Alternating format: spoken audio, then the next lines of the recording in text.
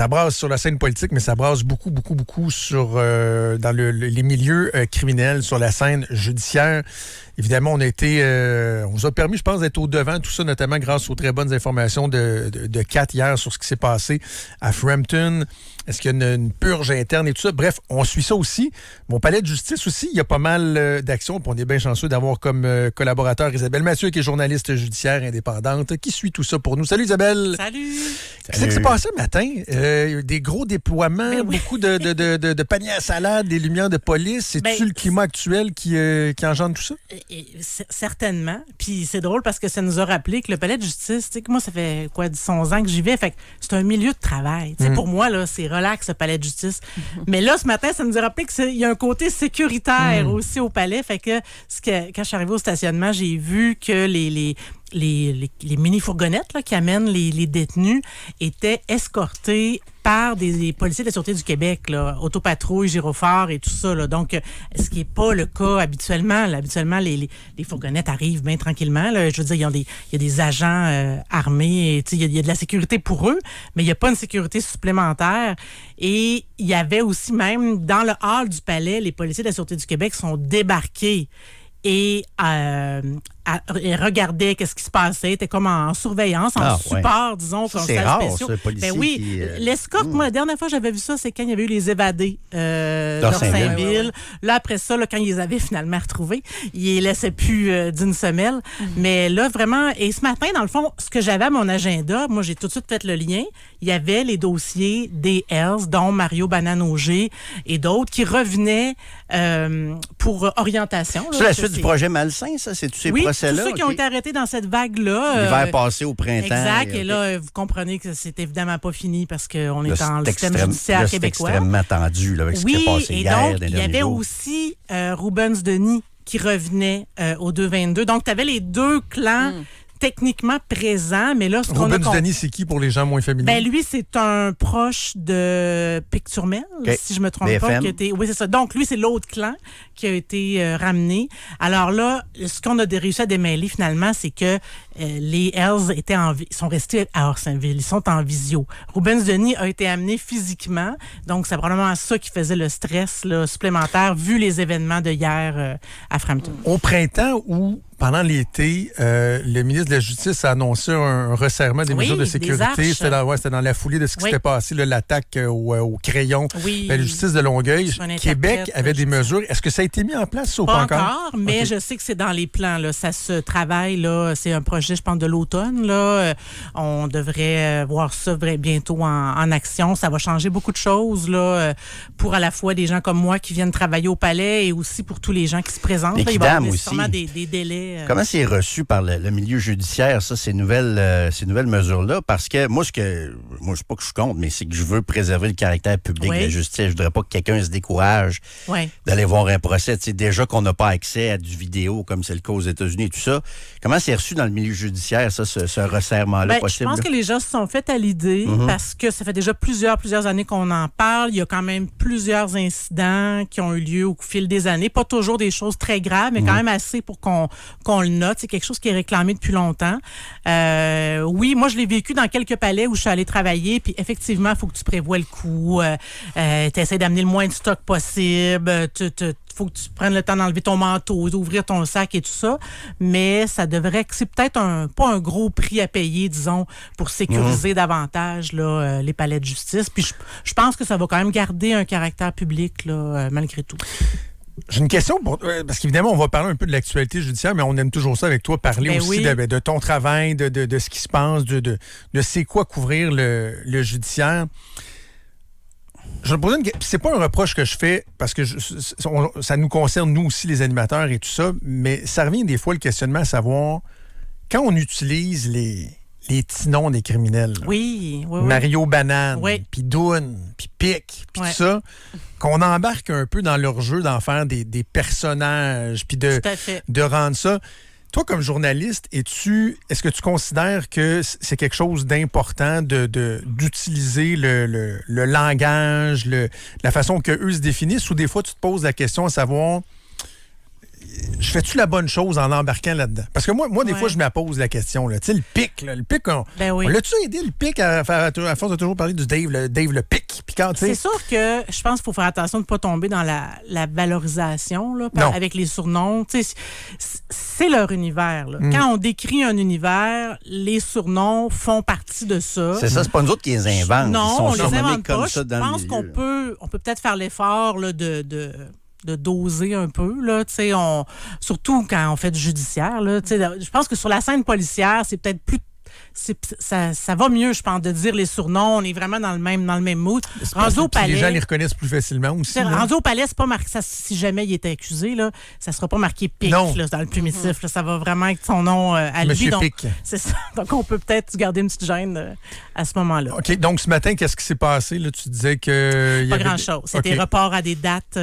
Sérieusement, le seul bout excitant, je voulais compter, c'est l'escorte policière, les policiers. Parce que pour le reste, c'était de la routine judiciaire, mais on sent que les procureurs du Bureau de la grande criminalité là, qui sont dans ce dossier-là veulent que ça procède. Là, ils mettent un peu de pression là, pour que l'on avance. Est-ce qu'on s'en va vers des enquêtes préliminaires, des procès, tout ça? Ils veulent pas être pris avec tous ces accusés-là pendant encore trop longtemps. Ils s'inquiètent des délais, évidemment. Isabelle, il faut que tu nous parles de l'arrêt Friesen. Okay? Oui. C'est un arrêt de la Cour suprême. Puis je pense que ça va rejoindre ce qu'on souhaite là, depuis longtemps en matière d'agression sexuelle, entre autres. Et l'arrêt Friesen, sans tomber dans le technique, a eu un impact dès ce matin au Palais de justice de Québec. Là, je vous résume ça. L'arrêt Friesen en 30 secondes. C'est avril 2020. C'est la Cour suprême, donc le plus haut tribunal du Canada, qui est venu dire à tous les juges du Canada, alors en fait un genre de sermon en disant là les peines là, pour les agresseurs sexuels d'enfants et d'adolescents, ça marche pas, il faut remonter ça. Ça a pu être des peines, tu sais, un 5 à 10 ans là, de pénitencier, ça a pu être exceptionnel pour le pire des crimes. On connaît maintenant les impacts très graves des agressions sur le développement des enfants et des adolescents. C'est le temps qu'on se mette au goût du jour. Bon, donc depuis ce temps-là, nous autres, les journalistes judiciaires, on suit ça là, parce que c'est vrai que c'était choquant. Honnêtement, moi, je couvrais là, dans les années 2013-2014, je couvrais des peines pour des trafiquants de stupéfiants qui avaient des 6-7 ans de pénitencier. Puis les procureurs qui réussissaient à faire condamner des agresseurs, c'était 12 mois, 15 mois. C'était vraiment des trucs complètement disproportionnés. Mais vendredi, ça m'a vraiment flashé là, 2 dossiers coup sur coup, 3 ans et demi de prison pour des gens qui n'avaient pas d'antécédents. C'était pas le crime, là. Puis là, comprenez-moi bien, il n'y a pas de petite agression. Mais il y a des échelles de gravité. C'était pas des dossiers hyper médiatisés qui ont fait les manchettes où est-ce qu'on s'attendait à une grosse peine. C'était des dossiers, entre guillemets, random, tu sais, vraiment, là, fait que je voulais juste le souligner parce que souvent, on dit ça, là, les peines, ça n'a pas de bon sens et tout ça, mais ça a vraiment augmenté. Puis dans un des cas, là, Yvon Richard, qui est parti pour 42 mois de pénitencier, c'est un monsieur qui vivait à Lévis dans les années 80. Et c'est important de parler de Lévis tout le temps. On en parle beaucoup ici à l'émission. Oui, j'embarque dans votre religion. Et donc, lui vivait là et il y avait un kiosque de vente de ballons et il travaillait dans un cirque. Donc, vous comprenez qu'il était entouré d'enfants tout le temps. Il avait réussi à s'approcher d'un jeune, un ami de son fils. Et à quelques reprises, il y a eu des contacts sexuels avec ce jeune-là. On parle de gestes de masturbation, fellation. Et donc, le jeune était rendu un adulte là, quand il a porté plainte 30 ans plus tard. Donc, on parle d'un crime d'époque. Yvon Richard a plaidé coupable il y a quelques mois et il a eu sa peine, 42 mois. Le procureur de la Couronne me disait, avant Friesen, j'aurais pas espéré plus que 18 là, pour ce style de... Parce que les gens vont dire, c'est encore pas beaucoup, mais c'est plus qu'avant. Puis juste pour finir peut-être là-dessus... Est-ce que la peine qui a été donnée aux 2 anciens joueurs des Tigres de Victoriaville rentre là-dedans? Parce qu'ils ont pogné 3 ans de pénitencier quand même. Oui. Ce qui, encore là, est peut-être pas assez, mais plus que ce qu'on voyait avant. Là. Oui, puis qui est contesté en cour d'appel. Eux trouvent ça injustifié. Oui, je pense que ça l'est parce que c'est un contexte quand même, là, c'était quand même entre jeunes, là. Je veux dire, on n'est pas dans une histoire de relation de confiance et tout ça. Mais oui, je pense que c'est vraiment dans le nouveau mode. Puis honnêtement, là... Parce qu'ils ne s'attendaient pas à ça, eux autres, à l'eau pénitentiaire. Non, je pense pas. Mais vraiment, moi, j'ai eu l'impression que les juges attendaient ce signal-là de la Cour suprême.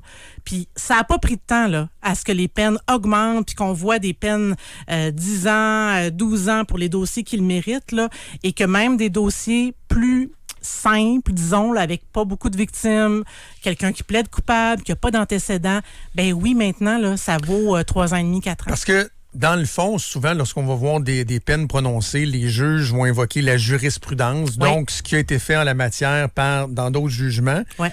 Mais là, à partir du moment que tu as un arrêt de la Cour suprême, il suffit d'un juge qui invoque l'arrêt de la Cour suprême, et là, il vient créer une nouvelle jurisprudence. C'est ça. Elle est en là, train de se autres créer, dans le le fond, depuis 4 ans, cette jurisprudence-là. Puis le juge Sébastien Proulx, là, qui a rendu la peine dans Yvon Richard, a dit, dans le fond, là, les anciens critères, les anciennes façons de faire, là, c'est obsolète. Là. Maintenant, le précédent, c'est Friesen, puis c'est là-dessus qu'il faut se baser. Et ce qu'on remarque, c'est ça, c'est que moi, des fois, je m'amuse, je compte le nombre de fois où les juges prononcent le mot Friesen dans une décision sur la peine, puis c'est extrêmement fréquent. Là. On voit qu'ils s'assoient là-dessus pour vraiment faire augmenter la jurisprudence. Là, ça va s'étaler encore sur quelques années, mais vraiment, on voit l'effet de façon quotidienne, je dirais, dans les salles de cour. Puis c'est ça qui permet que évidemment, les procureurs de la Couronne, eux autres, ils se gênent pas pour demander encore beaucoup plus haut que ce qu'ils demandaient. Je dirais que les avocats de la défense, il n'y a pas eu peut-être encore un énorme ajustement, peut-être un peu à la hausse, mais je pense qu'ils sont conscients là, que maintenant le signal est envoyé. Là. Tant mieux, c'est une bonne nouvelle. Oui, très, très bonne nouvelle. Dernier dossier avant qu'on se laisse, Oui. c'était les observations sur la peine de Daniel Lafont. C'est pas un dossier qui m'était familier. C'est un double homicide à Charlesbourg. Ouais, exact. En décembre 2021, 45e Ruesse dans Saint-Rodrigue. On n'en a pas beaucoup parlé parce que c'est souvent comme ça pour ces dossiers-là, entre des gens qui vont consommer de la drogue ensemble, des gens qui sont un petit peu criminalisés, tout ça. C'est pas le meurtre là, qui va marquer les esprits, mais c'est quand même 2 victimes que Daniel Lafont a fait à ce moment-là. C'était une soirée de consommation, donc, et ce soir-là, tout le monde disait qu'il était bizarre, Daniel Lafont, un gars de 36 ans. Il a pris du lait dans le frigo, il s'est versé un verre de lait et il a trouvé que ça goûtait bizarre. Puis là, il était sûr qu'il avait été empoisonné. Ouf. Donc, il y a quelque chose qui se passe. Il prend son couteau de chasse et il va poignarder une première victime, Mario Anctil, 51 ans, à plusieurs reprises. Il continue, il s'en va dans le logement à côté. Un autre gars qu'il connaît, avec qui il consommait, Stéphane Deschênes, 51 ans, même chose. Il va le poignarder. Et même pour être certain là, que les gars s'en sortent pas, il a allumé un incendie, il a mis de l'accélérant, il a allumé, il a même mis des meubles, du bois pour séquestrer les victimes pour être sûr qu'ils puissent pas sortir. Donc vraiment là, un dossier sordide. Puis il y a eu une entente pour un plaidoyer de culpabilité sur 2 homicides involontaires. Et là, vous allez me dire qu'est-ce qu'il y a d'involontaire là-dedans. C'est ma prochaine question. Santé mentale. Oui, là, ils sont encore en train de plaider. Là, effectivement, j'ai dû quitter, puis j'ai pas tous les éléments. Oui, il y a un aspect de santé mentale. C'est sûr que c'est pas quelqu'un qui apparaît à la face même de quand on l'entend très perturbé. Mais les positions vont être très, très, très éloignées. Là. La Couronne va demander 20 ans de détention. Donc, ça commence à ressembler à plus une peine de meurtre, là, mais on se rappelle qu'il y a 2 victimes. Et la défense va être plus aux alentours de 12 ans pour tenir compte, je pense, de la personne qu'est Daniel Lafont, là, parce qu'il faut toujours que la peine soit individualisée à l'individu. Et c'est ça, fait que, à suivre, on va voir qu'est-ce que ça donne, là, mais c'était vraiment particulier de l'entendre. Là. Il racontait très froidement ce qu'il avait fait. Il dit que c'est un gars que c'était de l'autodéfense pour lui. Quelqu'un voulait l'empoisonner, ben il a le droit de le tuer. Donc, vous voyez un petit peu le genre d'individu. Pour un lait qui goûtait bizarre. Oui, exact. Merci. Mon frère est en train de m'étouffer. Yes, mon café goûte bizarre. Merci beaucoup, Isabelle. Merci, on Isabelle. se parle bientôt. Isabelle Mathieu, journaliste judiciaire indépendante à qui on a le plaisir de parler régulièrement. Vous pouvez également entendre dans Dupont le matin.